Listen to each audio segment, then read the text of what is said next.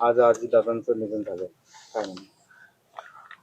नाही, आज मला सकाळी म्हणजे ही दुर्दैवाची घटना ज्यावेळी इतकं शॉकिंग होतं की मला तर वाटतं टीव्ही चॅनल्सलाही पहिलं कळलं नसेल एवढं मला फर्स्ट कळलं.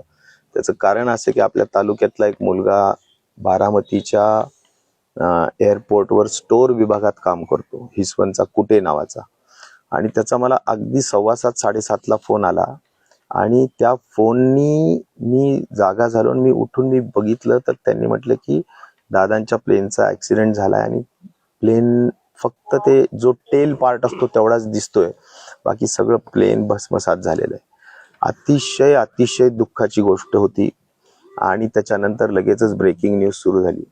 मला असं या निमित्ताने सांगायला पाहिजे की एक अत्यंत दुःखदायी घटना, अत्यंत दुर्दैवी घटना, एक महाराष्ट्राचं अपरिमित हानी या बातमीनी आणि या घटनेनी झालेली आहे.